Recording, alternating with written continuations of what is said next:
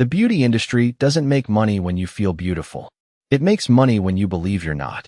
At 2:13 in the morning, Emily Carter was sitting alone in her apartment in Los Angeles, staring into a bathroom mirror illuminated by a ring light she had bought online just 3 weeks earlier. The shelves around her were crowded with products: cleansers, toners, serums, moisturizers, eye creams, exfoliants, bottles promising renewal, bottles promising radiance, bottles promising transformation. Some cost $20. Others cost more than $100. Together, they represented hundreds of dollars and countless hours spent chasing a version of herself that always seemed just out of reach. Emily wasn't preparing for a special event. She wasn't getting ready for a wedding, a photo shoot, or an important interview. In fact, nothing unusual had happened that day. Yet she was awake long after midnight because a video she had watched earlier refused to leave her mind. The creator looked directly into the camera and claimed that most people were aging faster than they realized. According to the video, tiny signs of damage were already appearing years before they became visible. The creator pointed to invisible threats, hidden imperfections, future problems waiting beneath the surface. Emily watched the video once, then twice, then 3 times. By the end of the night, she found herself standing inches away from the mirror, searching for flaws she had never noticed before. A faint line near her eyes, slight discoloration beneath her skin, texture that suddenly seemed impossible to ignore. The strange thing was that 24 hours earlier, none of these things had bothered her. She had gone to work, met friends, posted photos, laughed, lived her life. But now, staring at her reflection, she felt something she couldn't quite explain. Not pain, not fear exactly. Something quieter, more persistent. A feeling that she had overlooked a problem everyone else had already discovered. And Emily was not alone. Every day, millions of Americans wake up and begin a ritual that has become so normal, most people never question it. They inspect themselves. They analyze. They compare. They evaluate. Before breakfast, before work, before speaking to another human being, they stand in front of a mirror and ask a silent question. What needs fixing today? It feels personal. It feels natural. But what if it isn't?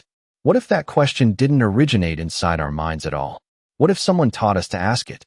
The beauty industry is one of the largest industries on Earth. It generates hundreds of billions of dollars every year and continues to expand into nearly every corner of daily life. Skincare, cosmetics, hair care, wellness products, anti-aging treatments, beauty technology, social media content, influencer partnerships. The industry touches almost everyone. Yet despite its size, many people rarely stop to consider a simple contradiction. If beauty products are designed to make people feel confident, why do so many consumers report feeling increasingly dissatisfied with themselves? The answer is more complicated than it first appears. Because the modern beauty industry doesn't simply respond to insecurity. In many ways, it depends on it. Think about how beauty products are marketed. Rarely does an advertisement begin by saying you already look great. Rarely does it suggest that you are complete exactly as you are. Instead, the message often starts with a problem: wrinkles, dryness, imperfections, aging, dullness, frizz, uneven tone. The formula is remarkably consistent. First identify a concern, then amplify awareness of that concern, then present a solution. It sounds obvious. After all, that is how many businesses operate. But beauty occupies a unique place in human psychology because the product is never truly separate from the customer. When someone buys a new phone, they are purchasing an object. When someone buys a beauty product, they are often purchasing a promise about themselves. A promise that they can become more attractive, more desirable, more confident, more accepted, more successful. And that promise can be extraordinarily powerful. Researchers have long studied the relationship between appearance and self-perception. Numerous studies suggest that the way people feel about their appearance can influence confidence, social behavior, and emotional well-being. The beauty industry did not invent those human desires, but it learned how to speak directly to them. And over time, the message became increasingly sophisticated. Decades ago, beauty standards were shaped primarily by magazines, television, and film. Today, they travel at the speed of an algorithm. Open almost any social media platform, and an endless stream of faces appears. Smooth skin, symmetrical features, perfect lighting, perfect angles, Perfect timing. At first glance, it feels like a celebration of beauty. But there is a hidden complication.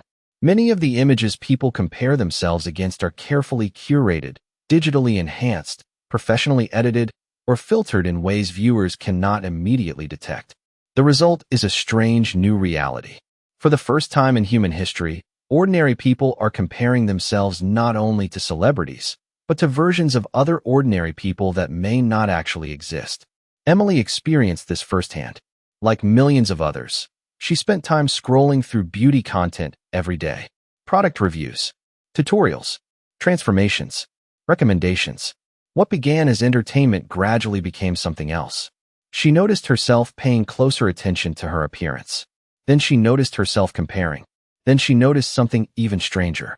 The more beauty content she consumed, the more flaws she seemed to discover. Was her skin always like that? Had those lines always been there? Why did everyone else appear so polished? She wasn't becoming less attractive. She was becoming more aware. Or at least she believed she was. But awareness can be influenced. And perception can be shaped. The beauty industry understands this better than almost anyone. Because the most effective marketing rarely changes reality. It changes how reality is interpreted. A freckle becomes a flaw. A wrinkle becomes a warning sign. Normal aging becomes a battle. Natural texture becomes a problem waiting to be solved. None of these ideas emerge overnight. They are repeated gradually through advertisements, content, product launches, expert advice, celebrity endorsements, and social media trends until they begin to feel like common sense. And once an idea feels like common sense, people stop questioning where it came from. Yet behind the promises, another question remains unanswered. If consumers have more beauty products available today than ever before, why are rates of appearance-related anxiety continuing to attract attention from researchers, psychologists, and cultural observers? Why does satisfaction remain so elusive? Why does the finish line keep moving? Because there is a hidden challenge built into the system.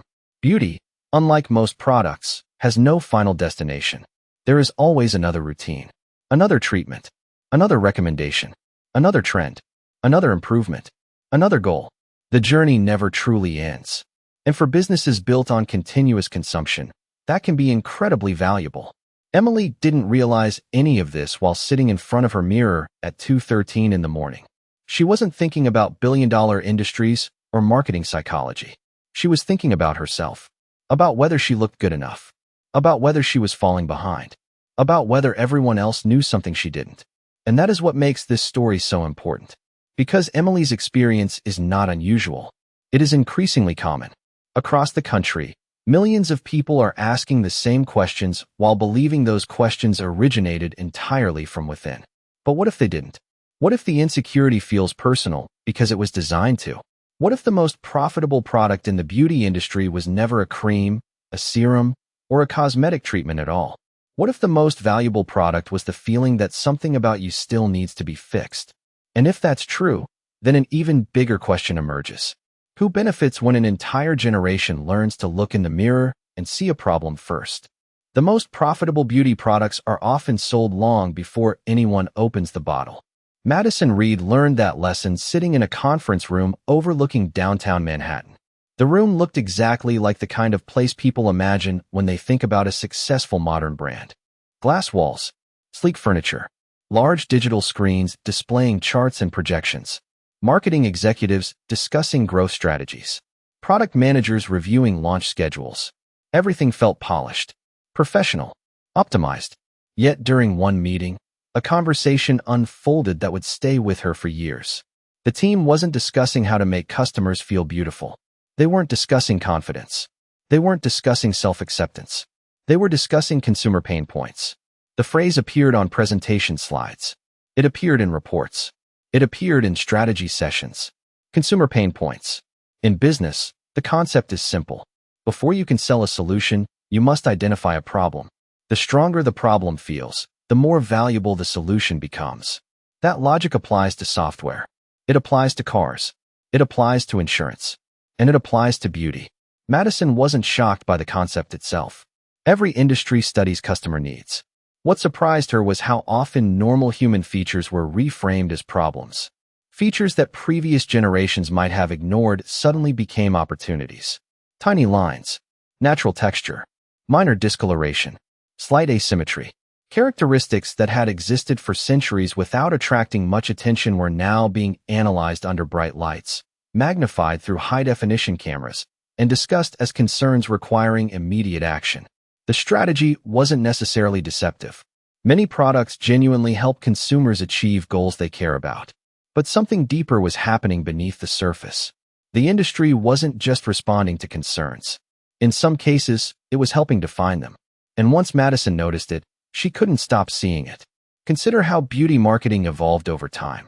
Advertisements from decades ago often focused on glamour, style, or aspiration. Modern campaigns frequently begin somewhere else. They begin with diagnosis. Consumers are taught to identify signs, warning signs, early signs, hidden signs, signs that only experts supposedly recognize. Entire categories of products now revolve around problems many consumers never knew existed until they encountered the marketing. Suddenly, there are concerns about skin barriers, concerns about invisible aging, concerns about environmental stressors, concerns about microscopic imperfections. Again, some of these concepts are rooted in legitimate science, but the psychological effect can be powerful. Once someone learns a new flaw exists, it becomes difficult to unsee it. Emily Carter experienced exactly this phenomenon. Weeks after her late-night encounter with that viral beauty video, she found herself noticing things she had ignored for years. Every mirror became a checkpoint. Every photograph became evidence. Every reflection became a performance review. She wasn't actively trying to become obsessed. She simply wanted to take better care of herself. But the more information she consumed, the more complicated the picture became. One creator warned against specific ingredients. Another warned against avoiding those same ingredients. One expert insisted prevention should begin in your 20s. Another argued consumers were already behind schedule if they waited that long. Everywhere Emily looked, there seemed to be another issue requiring attention. Another step requiring optimization. Another opportunity for improvement. What nobody told her was that improvement can become an endless process when the standard itself keeps changing. And that changing standard has become one of the most powerful engines driving the beauty economy. Because beauty trends are rarely static. Features celebrated in one decade may be criticized in another. Products considered essential today may be forgotten tomorrow. The cycle never stops. New concerns create new markets. New markets create new solutions. New solutions create new expectations. Then the cycle begins again. Madison witnessed this firsthand during product development meetings. Teams constantly searched for the next opportunity, the next category, the next concern, the next conversation consumers would have about themselves. Because growth depends on novelty. If customers become completely satisfied, purchasing slows. If customers believe they've finally arrived, the journey ends. And for an industry built around continuous engagement, the journey ending is not an attractive business outcome. Yet perhaps the most fascinating part of the system is that very few people inside it view themselves as villains. Most employees genuinely believe they are helping customers. Many products provide real benefits. Many professionals care deeply about quality and innovation. The beauty industry is not a secret conspiracy operating behind closed doors. It is far more complicated than that. It is a collection of businesses responding to incentives, and those incentives often reward attention. Attention rewards anxiety. Anxiety rewards solutions. Solutions reward sales. The system doesn't require bad intentions to produce unintended consequences. That's what makes it so difficult to see. The mechanism hides in plain sight. Meanwhile, technology has accelerated everything. A century ago, people compared themselves to neighbors and community members. Today, comparison happens on a global scale. Every smartphone functions like a portable beauty magazine updated thousands of times per hour. Every scroll introduces new faces, new routines, new recommendations, new standards. And social media platforms amplify whatever captures attention most effectively. Unfortunately, human psychology is naturally drawn toward comparison. Researchers have long observed that people evaluate themselves relative to others. In moderation, comparison can be motivating. But constant comparison creates a different experience entirely, especially when the comparisons are filtered, edited, curated, and optimized for engagement. Imagine stepping into a room where every person appears flawless. Every face appears perfect. Every image seems effortless. Eventually, even confident individuals begin asking questions. Why don't I look like that? What am I missing? What should I change? Beauty marketing doesn't need to answer those questions immediately. The questions themselves create value. Because uncertainty creates demand, and demand attracts solutions. Madison recalls one campaign that focused heavily on education. The word education sounded positive, helpful, empowering, but the campaign strategy followed a specific sequence. First, teach consumers about a condition they may not have considered. Then increase awareness. Then encourage monitoring. Then introduce a product. The approach was highly effective. Sales exceeded expectations. Consumers became deeply engaged. Yet Madison found herself wondering something uncomfortable. How many customers had genuinely discovered a serious concern? And how many had simply learned a new reason to worry? The distinction mattered. Because worry behaves differently from confidence. Confidence tends to stabilize. Worry tends to expand. Once people learn to search for imperfections, they often become remarkably skilled at finding them. Emily's routine reflected this transformation. She started taking photographs in different lighting conditions. She zoomed into images. She compared old pictures against new ones. She researched products she had never heard of 6 months earlier. Friends complimented her appearance. Family members saw nothing unusual. Yet her internal experience told a different story. The closer she examined herself, the more unfinished she felt. This is where one of the industry's most remarkable contradictions emerges. Consumers often enter the beauty world hoping to feel better about themselves. But the path toward that goal frequently begins with dissatisfaction. Before a product can promise improvement, there must be something to improve. Before transformation becomes valuable, the present version must seem inadequate. And that raises a difficult question. At what point does healthy self-care become endless self-correction? The answer varies from person to person, but the line can become surprisingly difficult to identify, especially when entire industries, social platforms, and cultural trends encourage constant evaluation. Madison eventually left the marketing world, not because she believed every campaign was harmful, not because she believed beauty itself was wrong. She left because she could no longer ignore a realization that had been quietly growing inside her. The industry often speaks the language of empowerment, but empowerment and insecurity can sometimes travel together in ways consumers don't immediately recognize.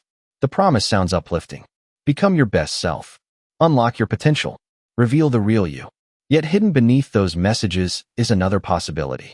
What if the version of yourself you already are was never the problem in the first place? What if normal had simply been rebranded as broken?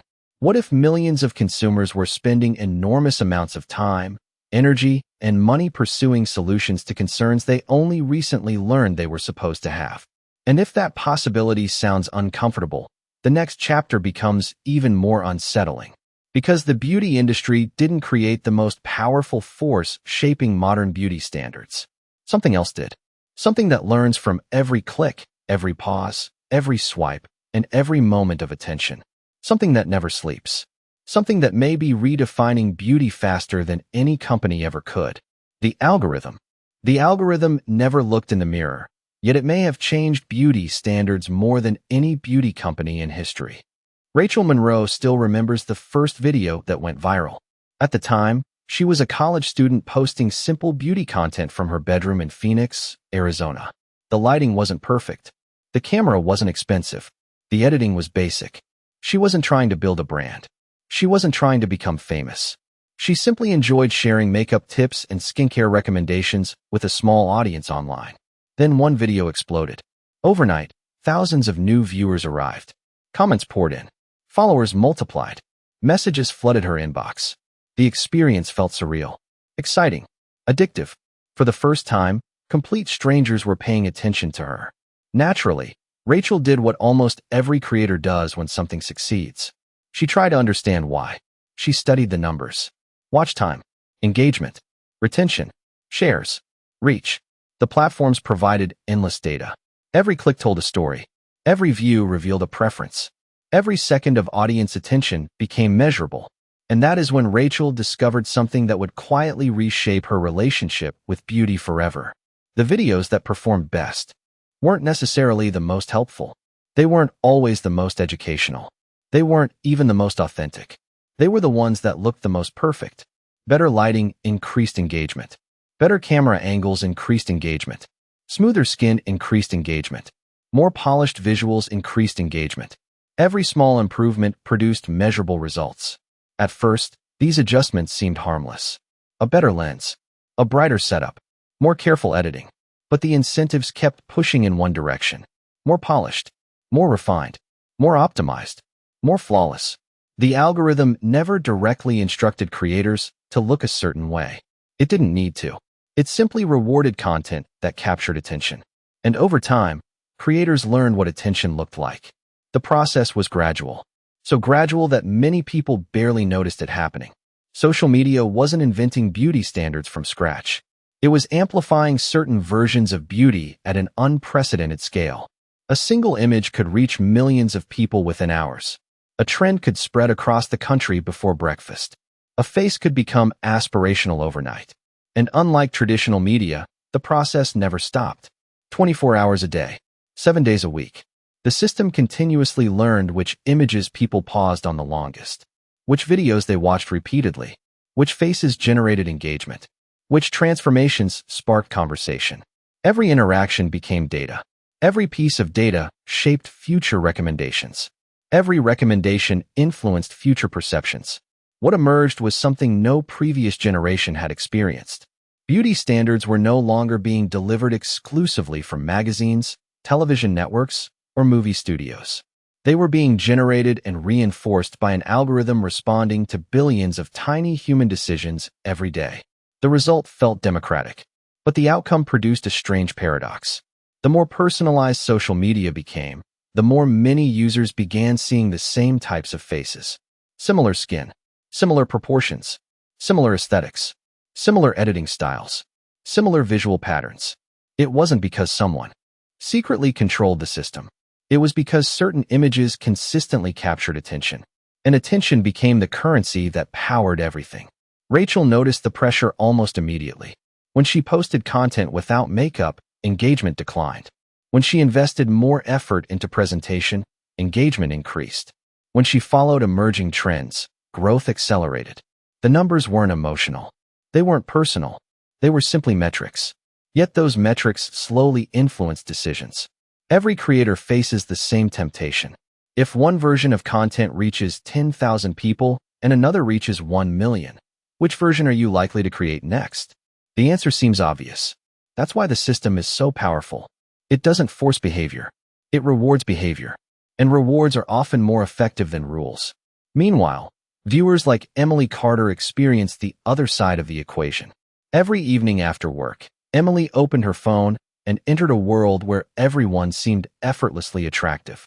Creators documented skincare routines involving dozens of products.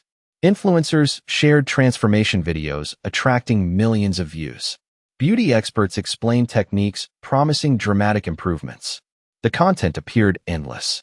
Every swipe revealed another face, another recommendation, another reason to keep watching. Yet Emily rarely saw the full picture. She saw the final result. Not the lighting setup, not the editing process, not the hundreds of discarded photos, not the filters, not the algorithms determining what appeared on her screen. She saw what the system wanted her to see. The most engaging version, the most clickable version, the most optimized version. And over time, something remarkable happened. The difference between reality and presentation began to blur. This isn't necessarily because creators were trying to deceive audiences. In many cases, they were responding to incentives they barely understood themselves. Rachel certainly wasn't trying to mislead anyone, yet she found herself spending more time adjusting content, more time perfecting details, more time comparing her performance against other creators. Soon she wasn't just creating beauty content. She was competing within a beauty ecosystem governed by invisible rules. Every creator was studying what worked. Every creator was adapting. Every creator was chasing attention. The result was an escalating cycle. One creator improved lighting. Others followed. One creator refined editing techniques. Others followed. One creator embraced new visual trends. Others followed. Standards continuously evolved because everyone was responding to the same incentives. Then came filters. What began as playful technology quickly became integrated into daily content creation. Some filters subtly adjusted lighting. Others smoothed skin. Others enhanced facial symmetry. Many became so sophisticated that casual viewers could barely detect them. Once again, the technology itself wasn't inherently harmful, but the psychological consequences were complicated. Because people were no longer comparing themselves to celebrities alone. They were comparing themselves to digitally enhanced versions of ordinary people. Friends, influencers, classmates, coworkers, neighbors. The comparisons felt more personal precisely because the individuals appeared relatable. Researchers and mental health experts have increasingly explored concerns surrounding social comparison in digital environments. While experiences vary widely between individuals, many observers have noted that constant exposure to idealized imagery can influence how people evaluate themselves. The issue isn't simply beauty, it's frequency. Previous generations might encounter highly curated images occasionally. Modern users may encounter hundreds within a single hour. The exposure becomes continuous, and continuous exposure changes perception. Rachel experienced another unexpected consequence. The more successful her content became, the more difficult authenticity felt. Audiences expected consistency. Brands expected professionalism. Algorithms rewarded performance. Every post carried invisible pressure. Every upload became a test. Every fluctuation in engagement felt meaningful. What started as a creative hobby slowly transformed into something else. A full-time effort to maintain an image that audiences had learned to expect. Then one day, Rachel looked through old photos of herself. Photos taken before the growth, before the sponsorships, before the analytics, before the pressure. Something felt different. Not physically, emotionally. She noticed how relaxed she seemed, how unconcerned she appeared, how little time she spent analyzing every detail. The realization unsettled her, because despite achieving the goals she once dreamed about, she wasn't necessarily happier.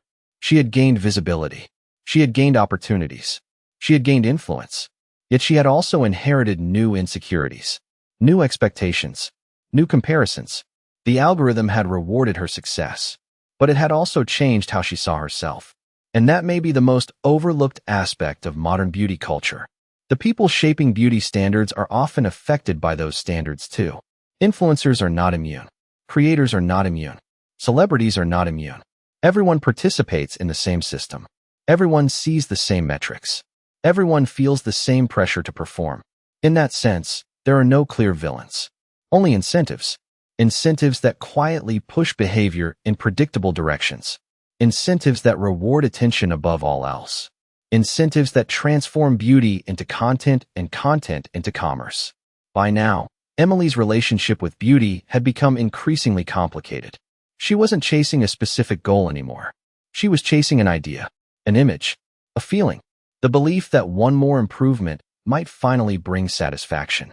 Yet every improvement revealed another possibility, another recommendation, another standard, another comparison.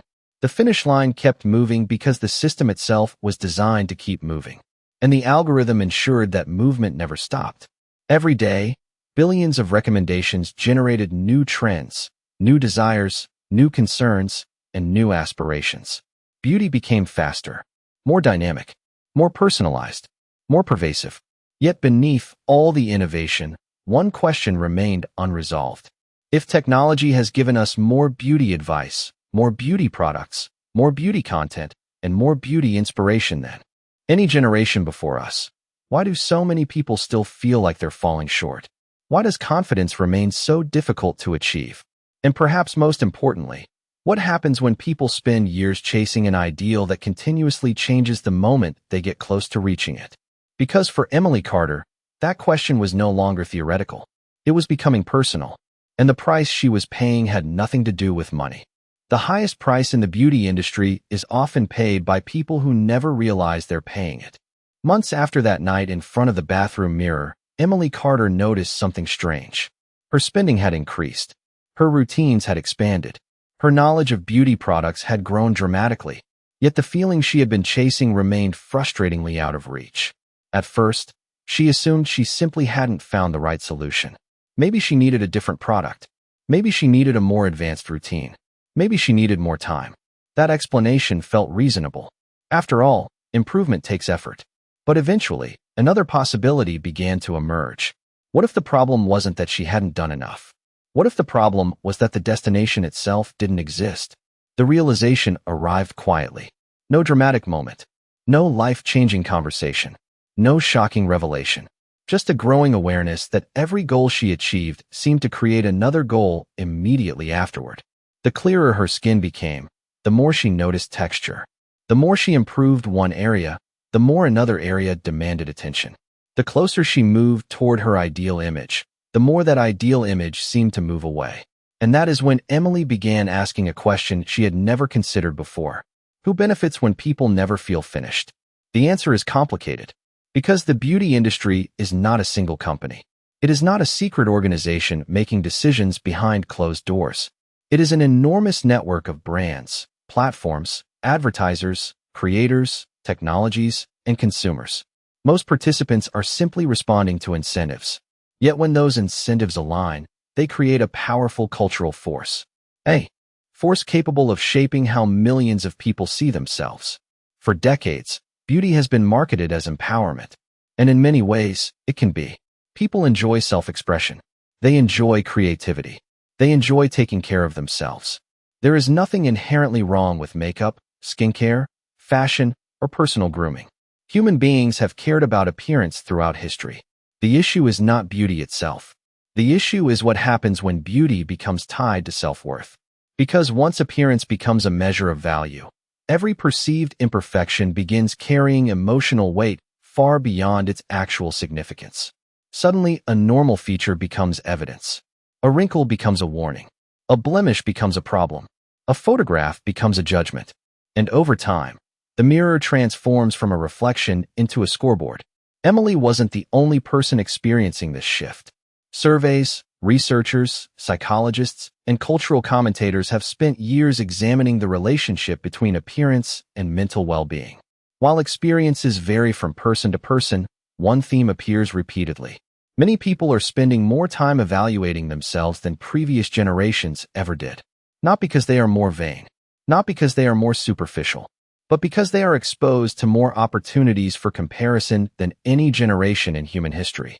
Every day, people encounter thousands of images specifically designed to capture attention. Some are advertisements. Some are influencer content. Some are entertainment.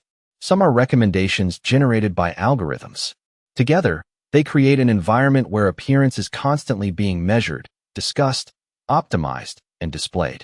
Under those conditions, self-evaluation becomes difficult to avoid.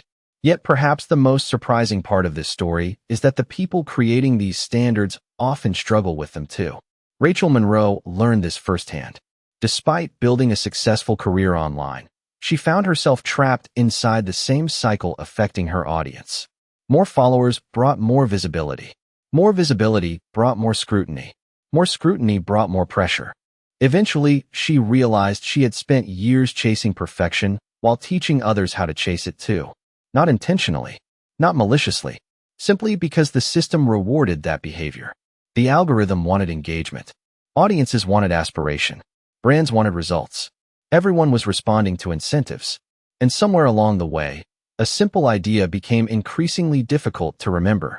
Human beings are not projects. They are not products. They are not unfinished versions of themselves waiting to be corrected. Yet modern culture often sends the opposite message. Improvement is good. More improvement is better. Endless improvement becomes a lifestyle. The problem is that endless improvement can quietly transform into endless dissatisfaction.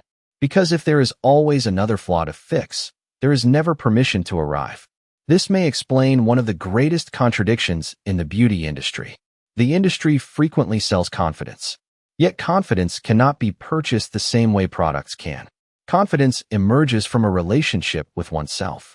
And that relationship becomes fragile when it depends entirely on appearance. After all, appearances change. Trends change. Standards change. Algorithms change. What society celebrates today may be ignored tomorrow. History provides countless examples. Beauty ideals have shifted repeatedly across generations. Features once considered fashionable later became outdated. Styles once viewed as essential eventually disappeared. The target never remains still for very long. Yet people continue chasing it, as though reaching it will finally provide lasting satisfaction. Emily eventually recognized this pattern in her own life. One evening, she found herself looking through old photographs. Pictures from high school, pictures from college, pictures from years earlier. She expected to see flaws. Instead, she saw something else. She saw someone who had spent years worrying about imperfections she could barely remember. The realization felt almost surreal. At 18, she had worried about features that seemed insignificant now. At 21, she had worried about different features. At 24, new concerns had replaced the old ones. The specific insecurities changed. The pattern remained identical. For years, she had believed the problem was her appearance. Now she began wondering whether the problem was the lens through which she had been taught to evaluate it. That question changes everything. Because once people start examining the lens, the entire system looks different. Marketing looks different. Social media looks different. Influencer culture looks different. Even the mirror looks different. The goal is no longer perfection. The goal becomes awareness. Awareness of the forces competing for attention. Awareness of the incentives shaping content. Awareness of the psychological mechanisms influencing perception. Awareness that feeling inadequate is sometimes a profitable outcome for someone else. This does not mean consumers should reject beauty products. It does not mean beauty companies are evil. It does not mean self-care is harmful. Reality is more nuanced than that.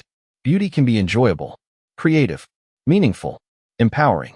The danger appears when beauty stops being an expression of identity and starts becoming a requirement for self-acceptance. Because self-acceptance postponed indefinitely is self-acceptance denied. And that may be the hidden cost nobody talks about. Not the dollars spent, not the hours invested, not the products purchased.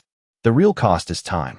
Time spent worrying, time spent comparing, time spent believing happiness exists on the other side of one more improvement. Time spent overlooking the possibility that you were already enough long before anyone convinced you otherwise. As Emily continued reflecting on her journey, she returned to the memory that started everything. The bathroom mirror, the ring light, the late-night video, the feeling that something was wrong. Looking back, she realized the most powerful moment had not been when she bought a product. It had been when she accepted a premise. The premise that her face represented a problem requiring constant management. Once she accepted that idea, every recommendation felt urgent. Every advertisement felt relevant. Every comparison felt meaningful. But what happens when that premise is questioned? What happens when people stop asking, "What's wrong with me?" and start asking, "Who taught me to see myself this way?" That question is uncomfortable because it shifts attention away from individual flaws and toward larger systems. Systems of marketing, systems of media, systems of incentives, systems that often operate so effectively they become invisible. Yet once visible, they are difficult to ignore. And perhaps that is the most important lesson in this entire story. The dark side of the beauty industry is not hidden inside a laboratory. It is not hidden inside a bottle. It is not hidden inside an advertisement. It exists in a far more subtle place. It exists in the gap between how people naturally see themselves and how they are taught to see themselves. It exists in the moment someone begins treating normal human features as problems requiring solutions. It exists in the moment comparison replaces appreciation. It exists in the moment self-worth becomes dependent on meeting standards that continuously evolve. Which brings us back to where this story began. A young woman sitting alone at 2:13 in the morning, staring into a mirror, searching for flaws. The products surrounding her were real. The industry surrounding her was real. The algorithms surrounding her were real. But the most important battle was happening somewhere else entirely. It was happening between perception and reality, between insecurity and acceptance, between who she was and who she believed she needed to become. Because the most unsettling truth about the beauty industry may not be that it sells products. It may be that it sometimes sells doubt. And the moment people stop buying that doubt, the mirror begins to look very different. The reflection never changed. Only the story attached to it did.